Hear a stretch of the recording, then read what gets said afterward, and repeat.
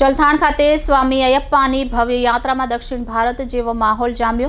દક્ષિણ ભારતમાં પૂજાતા કાર્તિકેય ભગવાનની શોભાયાત્રામાં દક્ષિણ ભારતના ભાવિક ભક્તો સાથે ગુજરાતી અને મુસ્લિમ ભાઈઓ જોડાયા।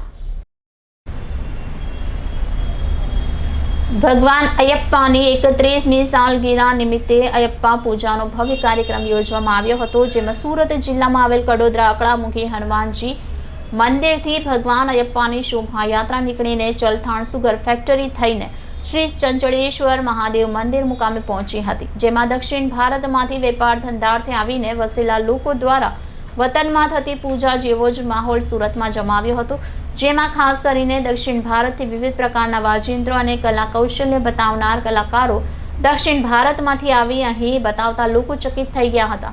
આ શોભાયાત્રા 3 કિલોમીટરના અંતરે નીકળતા ઠેર ઠેર મોટી સંખ્યામાં લોકો જોવા માટે ઉમટી પડ્યા હતા અને ખાસ કરીને નેશનલ હાઈવે નંબર 48 ઉપરથી શોભાયાત્રા નીકળતી વખતે ટ્રાફિક જામના દ્રશ્યો પણ સર્જાયા હતા, પરંતુ કડોદરા પોલીસની કુનેહતા અને સતર્કતાને કારણે ટ્રાફિક જામની સમસ્યા સર્જાય તે પહેલા પોલીસે ઉત્કૃષ્ટ પ્રશંસનીય કામગીરી નિભાવી હતી।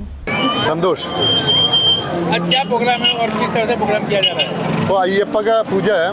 ये ऐसे है कि ये चलतान से अपन 30 साल से ये पूजा कर चुके हैं। ये 31वीं साल है। ये पूजा का आयोजन ऐसे है कि हनुमान मंदिर से चालू हो की शोभा यात्रा इधर चंचलेश्वर मंदिर महादेव मंदिर है चलतान का, वहाँ तक का शोभा यात्रा का आयोजन किया हुआ है। ये जो आयोजन आप कर रहे हैं, हाँ, उसका पर्पस क्या है? पर्पस ये है कि भगवान का ये जो मंदिर है, अयप्पा का जो मंदिर है केरला का सबरीमला में सबसे बड़ा मंदिर है। वो मंदिर में ऐसा है कि नवंबर से जो उसका पूजा का चालू होता है आयोजन, मतलब नवंबर महीने से मंडला पूजा बोलते हैं, मंडला पूजा। वो जो पूजा जनवरी का 14 मकर संक्रांति तक का चलता है। वो टाइम पर ऐसा है कि हर देश विदेश में सभी अयप्पा भक्त लोग ने उसका सालगिरी का हिसाब से हर जगह पर उसका आयोजन करता है। वो हिसाब से हमारे इधर का 31वीं साल है हमारे इधर का पूजा का।